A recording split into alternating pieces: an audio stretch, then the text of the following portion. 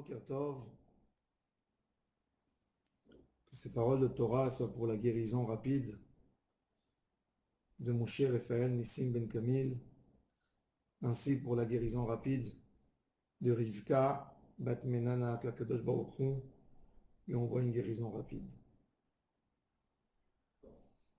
Dans Parashat Re'eh, 14e chapitre, la Torah nous dit qu'il faut faire le prélèvement des Terumot et Maasrot pour un agriculteur qui vit en Israël. Il devait prélever une partie des fruits pour les Kohen, une partie pour les Lévis, une partie pour les pauvres, pour les veuves. Et la Torah nous dit que c'est pas rien que dans ça, c'est dans d'autres choses, aider, soutenir les pauvres, les malheureux. Et dans le verset 23 du chapitre 14, la Torah elle finit comme ça, les ma'an tilmad, pour que tu apprendras, le'ir'a et Adonai Elohecha kol hayamim, pour obtenir la crainte divine d'Akadosh Baruch Hu. Les grands penseurs de la génération nous disent que de la même manière qu'on ne peut pas être érudit en Torah sans étudier, de cette même manière, on ne peut pas craindre Akadosh Baruch Hu si on ne s'investit pas dans la crainte divine. La crainte de Dieu, c'est quelque chose d'extraordinaire. Yirat Shamayim. Akadosh Baruch Hu dit les Ma'an Tilmad le Yira et Hashem Elohecha. On apprend la crainte. La crainte, c'est pas quelque chose qui est naturel. Dire j'ai peur ou j'ai pas peur, non. C'est pas un résultat non plus. C'est apprendre. C'est d'être conscient de la grandeur d'Hachem. Quand un homme, avant de faire une mitzvah, il se dit je vais aller faire telle mitzvah pour faire la volonté de mon Créateur, c'est là qu'il a la crainte de Dieu qui rentre en lui. Ça, c'est l'étude Leira et Hachem. Rabbeinu Bachya, le grand auteur du premier livre de morale juive, Chovot al-Levavot, dans Chovot al-Levavot, Rabbeinu Bachya nous explique quelque chose d'extraordinaire.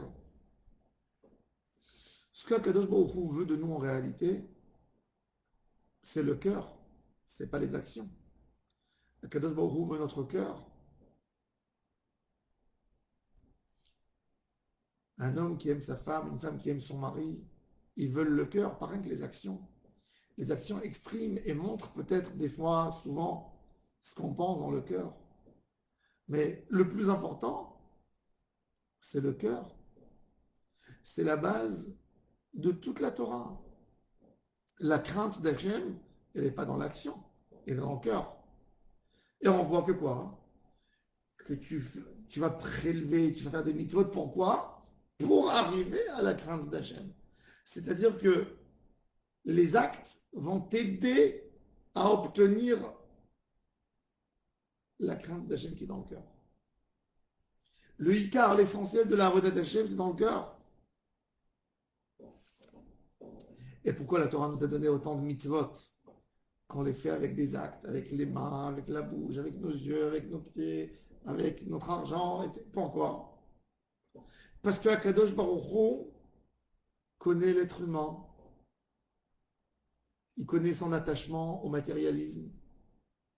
Et on ne peut pas dire à un être humain qui est attaché dans le matérialisme 24 heures sur 24, 365 jours dans l'année, de se détacher à devenir spirituel que dans sa pensée. Si tu ne lui donnes pas des actions de détachement du matérialisme, il ne peut pas arriver seul à des pensées spirituelles. Et c'est pour ça qu'Akadosh Baruch Hu nous a donné des mitzvot qui touchent et qui atteignent chaque membre du corps pour pouvoir se détacher doucement du matérialisme et se coller aux pensées spirituelles. Ça, c'est les paroles de Rabbeinu Bar Yad Anshar, Cheshbon HaNefesh. Chovot Halvavot, celui qui veut voir. Perek Gimel, c'est un livre extraordinaire de Moussar. Le Chovot Halvavot là-bas nous explique encore une chose extraordinaire. Vous savez que les agriculteurs, surtout les agriculteurs, quand ils veulent faire pousser des fruits, un pied de vigne ou tout simplement un arbre fruitier, ils vont chercher la meilleure racine. Quand ils veulent semer des légumes, c'est la meilleure graine qu'il faut prendre. Dans certaines choses, un pépin, le meilleur pépin, va faire sortir une plante qui va devenir un arbre ensuite. Et on cherche toujours la meilleure qualité. Pourquoi? Parce que tout dépend de la graine. Cette petite graine que je vais planter dans la terre et que de là va sortir un arbre fruitier. L'arbre fruitier ne peut pas être meilleur que la graine d'où il est sorti. Si dans cette graine, il y a une déformation, il y a un problème quelconque, dans cette graine est venue d'un arbre qui n'est pas assez doux, qui n'est pas assez sucré, qui n'a pas de fruits de très bonne qualité, qui n'a pas des fruits qui résistent à tel moustique et à l'autre, tous les fruits qui vont sortir, ils seront pareils. Ils ne peuvent pas être meilleurs que la graine de base.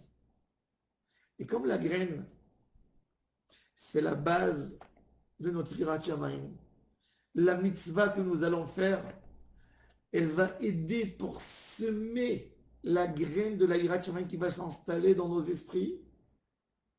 On a besoin que ce soit la meilleure graine. La meilleure. Pour avoir une neshama extraordinaire, pour avoir des actions qui vont sortir de notre neshama, des actions fabuleuses, des actions extraordinaires qui vont nous faire monter, nous élever, on a besoin d'une bonne graine. Et cette graine se fait par la crainte d'Hachem, par augmenter la dose de moralité qu'on a en nous, d'ouvrir les yeux sur la reconnaissance qu'on doit à Hachem. Servir Hachem dans son corps et dans son âme, dans ce qui est visible et dans ce qui est invisible, dans le cœur, dans les membres du corps, comme il a dit David Ameller. David Ameller dans Tehilim, chapitre 84. Libi ubsari yeranenu el el chai. On le dit tous les jours avant la prière de Mincha. Mon cœur, David Ameller nous dit, et mon corps serviront Dieu. Il ne suffit pas de servir Dieu que dans son cœur et pas dans son corps. Et il ne suffit pas non plus de servir Dieu que dans son corps, mais pas dans son cœur. Le rôle des mitzvot et du travail de la Avodat Hashem, c'est de pouvoir servir Hashem Yitbarach dans ton corps et dans ton cœur.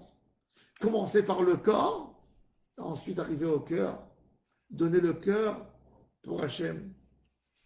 Et c'est là que l'arbre, que la graine, elle se renforce, elle devient une graine extraordinaire. Et elle arrive à donner des fruits extraordinaires. C'est-à-dire que cette histoire que le Chovot Halvavot, cette comparaison à la graine, elle nous fait comprendre une autre conséquence. Peu importe la quantité de la récolte qu'on va ramasser, la quantité de fruits, qu'on aura 1 tonne, qu'on aura 2 tonnes, qu'on aura 100 kilos, qu'on aura 200 kilos.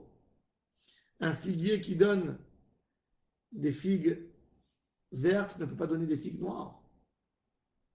Un figuier ne peut pas donner des pommes. Tout dépend de ce que j'ai planté. Donc on a besoin absolument que cette graine qu'on va semer, elle va être propre, elle va être pure. Quand on fait une mitzvah pour Akadosh Baruch Hu, ça ne doit pas être quelque chose d'ordinaire. Ça ne doit pas être une routine.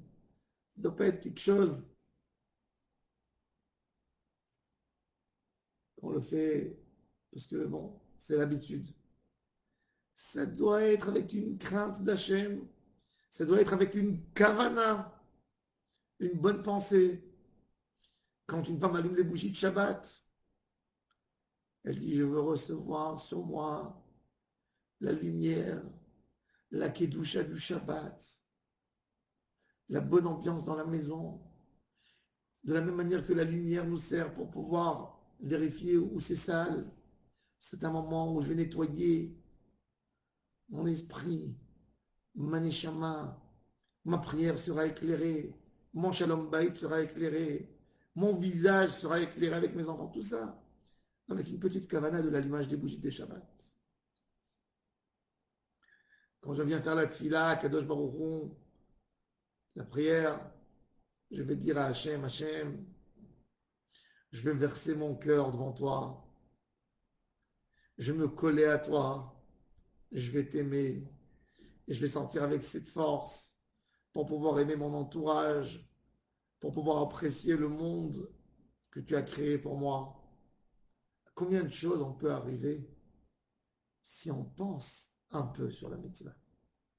Si on met une kavana, quand tu mets les téphilines sur toi, et tu attaches les lanières sur tes mains, et tu poses sur ta tête, tu dis, je te donne Hachem, mon cœur, voilà le boîtier des téphilines, il est devant mon cœur, je te le donne.